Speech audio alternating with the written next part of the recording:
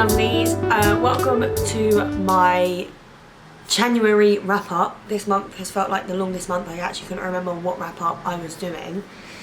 So yeah, these are all of the books that I read in January. I think all but one of them I have physically, and then one of them was a Kindle Unlimited book.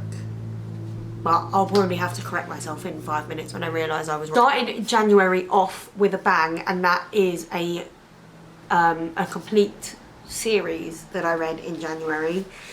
So first off, we have The Assassin's Blade by Sarah J Maas. I think I need my phone because I actually can't remember anything that I do. Yes, so I rated this one 4 stars. Definitely recommend reading this first if you're starting your Throne of Glass journey. I just love that this serves for like all of the info dumping that you need for the series, and I think that this should be read first. Then we have Throne of Glass by Sarah J Maas, and I rated this one a 4.25 stars.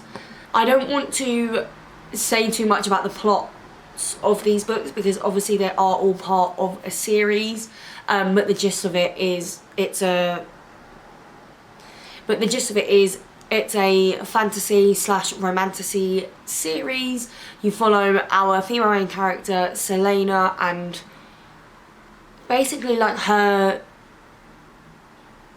life as an assassin. That's as much as I'll give you. You'll see as we go on, I really enjoyed this. Then we have Crown of Midnight by Sarah J Maas, and this was my first 5-star of the series. I just really loved like the plot and the character development that we got in this book. Then we have Heir of Fire, which I rated a 4.25 stars, but actually could probably be a 4.5 star. Really enjoyed. Then we have Queen of Shadows. This was another 5-star read for me. I feel like from this point is where I was like, oh my god, like yes. Like obviously I loved all of the other books, but I feel like once I got to this point and like reading this book, I was like, okay, this makes sense, I understand. Then we have Tower of Dawn and Empire of Storms, which I did read in tandem. Again, I really recommend the tandem. I feel like there is a reason why it became a thing, you know.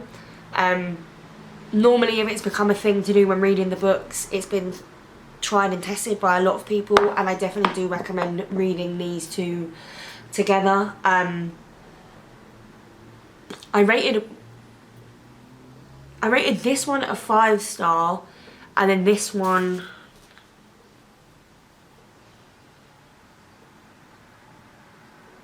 and then Tower of Dawn was a 4-star, but I do have to say, I think that it was a 4-star because I was reading it at the same time as this one.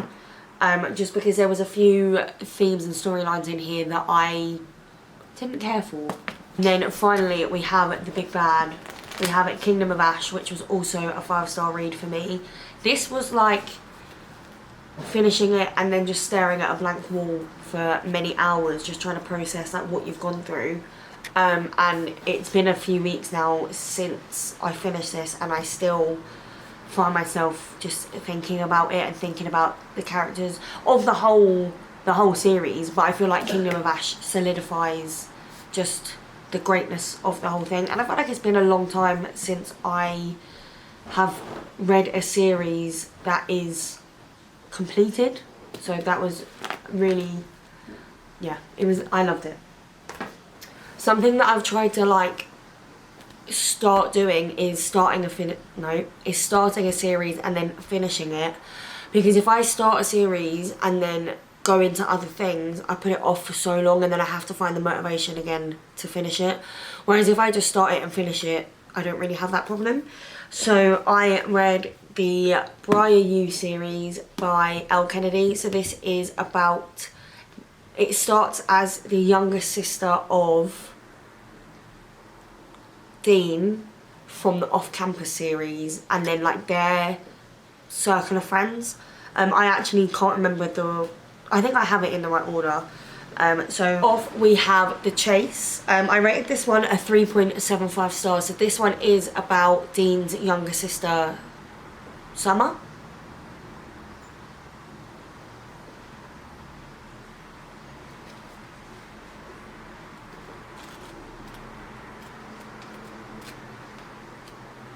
Yeah, this is about Dean's younger sister, Summer. This one is sort of... What would the trope be for this one? Roommate trope?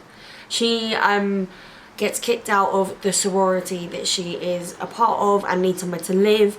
So Dean gets in contact with some hockey buddies and they have a spare room, and so she moves in with 3 of the guys on the hockey team. Then we have The Risk by Elle Kennedy. I rated this one a 3.25 stars. So this one follows my brain, honestly guys.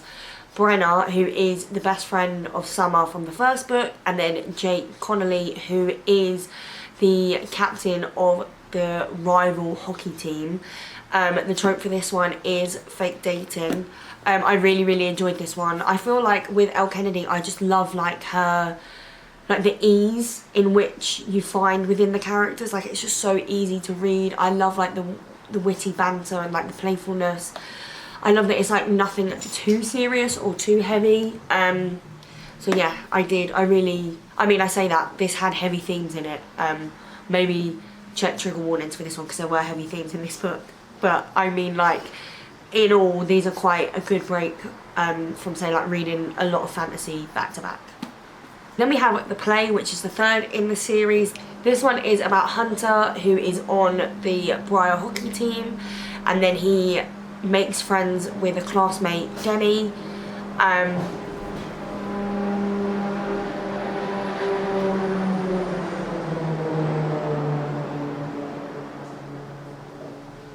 I don't want to go too much into the plot for this one, but this was like the first one that I read that I was like, yes. So I ended up rating this one a 3.75 star. This was a good one. I like this one. And this is Hunter. You meet him obviously in the first 2. I wasn't that fussed on him as a character until I was like, at this point after reading the first 2, and then I knew that this was his book, I was like, oh, I don't know if I want to, I think I might want to pause the series for a bit because I just don't think that I want to read about him. And then I read about him, and then I fell in love with him. He's my 2nd favourite from the series, so I definitely recommend getting into this series. And then finally we have The Dare, which is the 4th and final in the Writer You series. So this one is about Connor, who obviously again we meet in the other books. He's a bit of a playboy, bit of like an unashamed flirt. And then we have, who is the, oh, it's so bad. And then we have Taylor, who gets, oh that's it. And then we have Taylor, who at a party one night gets dared sort of by like her nemesis to sort of go up and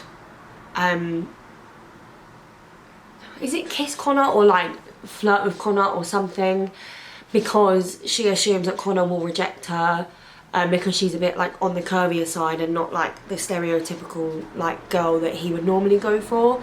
But she manages to very discreetly tell Connor that it's a dare, and so then he helps her out in the dare and things escalate from there. I loved this one.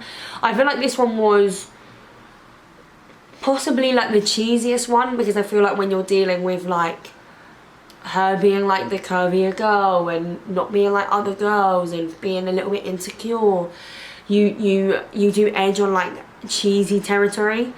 But oh my god, I loved this one. I loved this one. As like a curvier girl, it was so good. It was so good. I ended up rating this one a 4 stars. This was my first 4 star of the series. But I loved it, and I think like the series as a whole, it's just so fun. Like I literally read them like back to back to back with no breaks. But yeah, and I'm happy now that I've finished my 2nd Elle Kennedy series, and I can't wait to get into my next one, which I can't remember off the top of my head what one it is.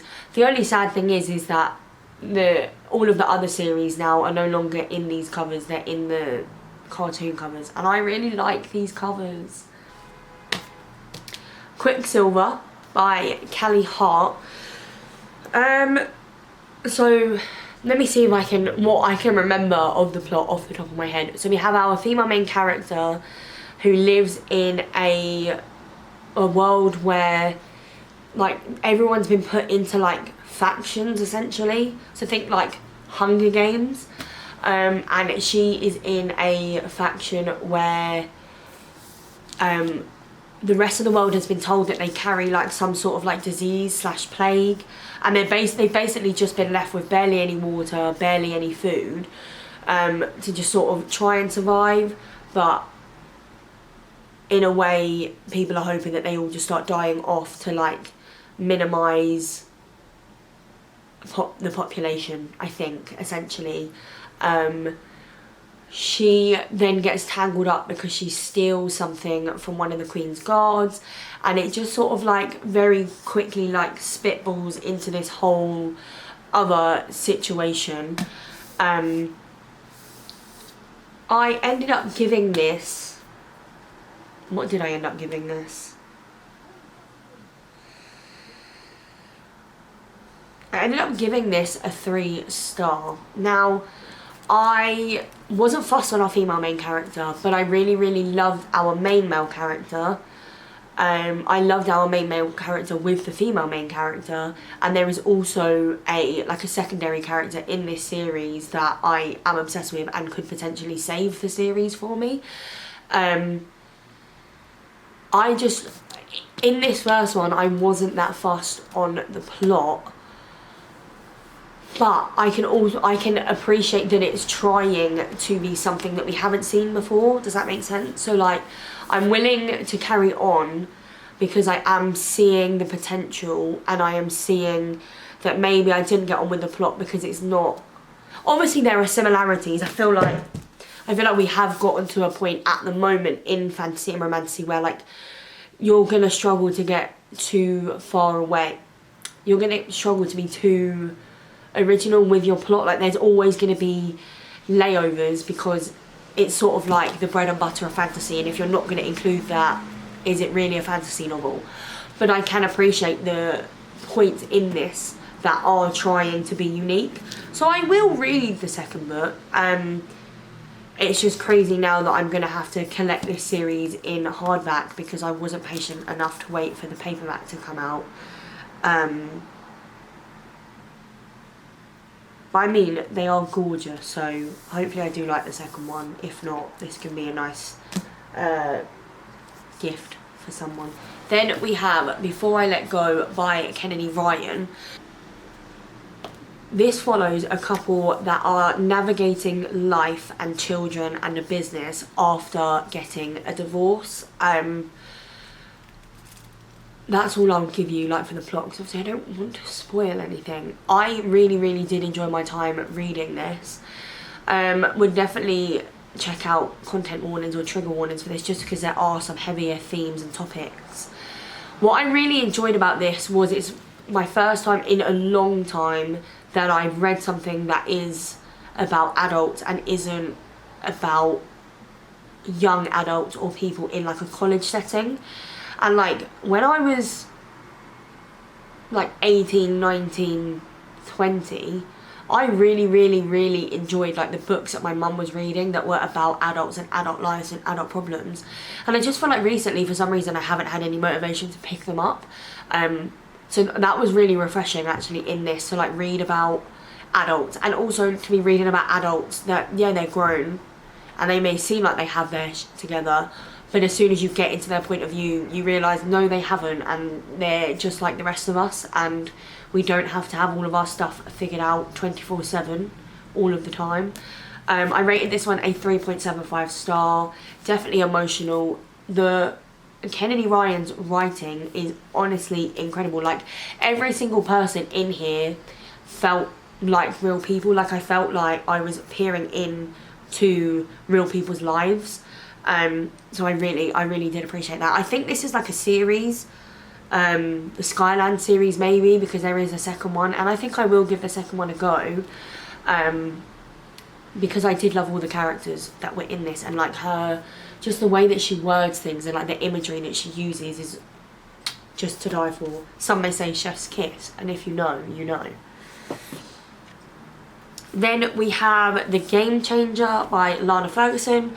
So this is a sports romance, brothers, best friends, friends to lovers romance. I ended up rating this one, I dropped my phone, rating this one a 3.5 stars.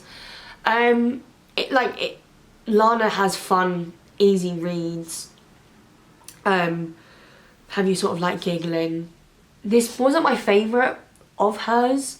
I think I really like The Fake Mate. I feel like she does paranormal romance really well, but this was still good nonetheless. This one and Before I Let Go are both going to be in a Valentine's reading vlog, so if you want more thoughts and like reactions as I'm reading it, check that out when it comes out in February. But yeah, if you're looking for like a cutesy palette cleanser, there you go. And finally, no, not finally, and then on Kindle Unlimited, this month's book club pick was Devious Lies by